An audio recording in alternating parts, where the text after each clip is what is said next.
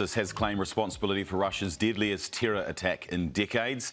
The attack on the Crocus City concert hall near Moscow claimed the lives of 133 people and left 145 people injured, many of them children.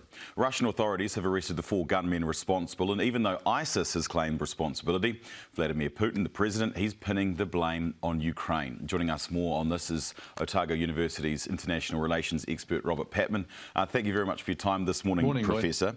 A lot of this doesn't add up, because there were warnings from the US 2 weeks ago that there was an imminent attack that was going to happen. Putin ignored those warnings, and then in the most intensively policed city in all of Russia, police and the National Guard took 90 minutes before they turned up. And this is the same National Guard and police that turn up pretty much straight away if there's any kind of protest against the government.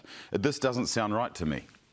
No, it doesn't seem to make a lot of sense. And of course, there are suspicions among some critics of Mr. Putin that this may be a false flag operation. He seems to have some form in that area that is a fabricated attack, which was conducted by FSB services. Now, we don't have any information or evidence of that. I think in the circumstances, the most plausible explanation is that ISIS, Khorasan, that's ISIS-K, based in Afghanistan, which have a safe haven, have been targeting Russia for some time because of Russia's involvement in places like Burkina Faso, Mali, and also Syria.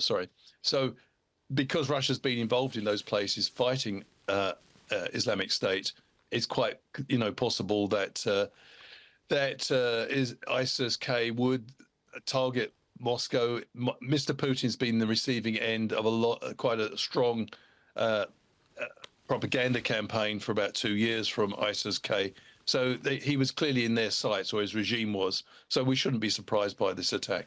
So even if this wasn't a false flag, kind of like the Chechnya bombings in the 90s, did Putin knowingly allow this ISIS attack to happen so then he can respond in the way that he's responding?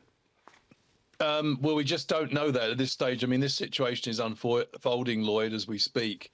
What is clear is that ISIS-K were able to identify their 4 paramount attackers very quickly, and then they've produced a pretty gruesome video, which must have been taken by one of the attackers in Crocus Hall, City Hall in Moscow. So it's very difficult to disprove that sort of apparent evidence.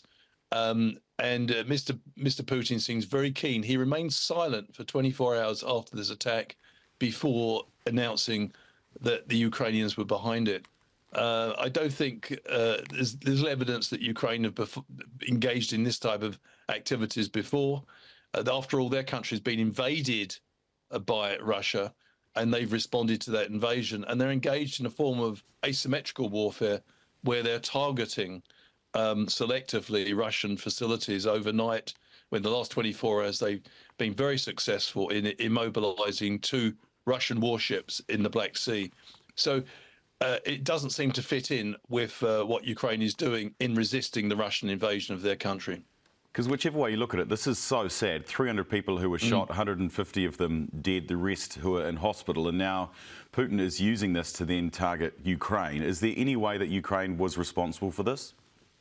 Well, the Americans have been quite categoric and said Ukraine is not involved in any shape or form. And it was the Americans who tipped off Putin's regime about a possible attack by ISIS-K.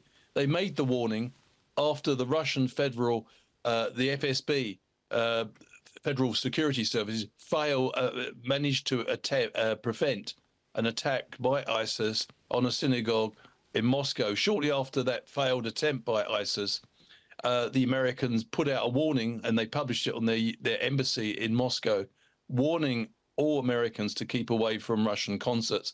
Now, it may be, and then Mr. Putin denied this publicly, it may be this is such a big security lapse that Mr. Putin finds it more convenient to blame Ukraine and particularly mobilize people in the long-term struggle with Ukraine, what he hopes to be the annexation of that country, than to concede that he got a warning, ignored it, and the consequences have been catastrophic. Could he have intentionally ignored that? again, it may be that he was just skeptical of the warning. So we just, at this stage, we don't know. One of the difficulties of interpreting the actions of an authoritarian state is that it's not transparent in the way that liberal democracies are. What we do know, according to reports from many media sources, reputable media sources, that the Russian state media were ordered by the Kremlin, and they're under the control of the Kremlin, to emphasize the Ukrainian connection almost immediately after the incident. So, yeah, there's some disquieting aspects to this whole story, Okay, so Putin has ordered the Ukrainian media, the Russian media, to blame it on Ukraine. So what does this mean we're going to see now? Does this mean that he'll use it to, more intensely well, I think bomb that's Ukraine, what or many possibly people use it fear, a that they'll lead to a major offensive. I'm not sure he can do a lot more immediately than he's already doing. That's the regime, I should say, in Russia, because, there's been missile attacks going on for some time in Ukraine, in places like Odessa and Kyiv. But I think one thing it may have done is, if he can successfully persuade the Russian public that the Ukrainians were responsible for this terrorist atrocity, and it's appalling, then he may well have an easier job of mobilizing fresh people for the Russian army. And the Russian casualties have been very high. He needs to replenish the Russian army. And another interesting development, just the last few days before the attack, he dropped the term special military operation, is now speaking about a war against Ukraine and the West. That is a tragic state of affairs, and pretty scary as well. Thank you very much for your time this morning, Professor. That is Professor Robert Patman, Otago University's International Relations expert.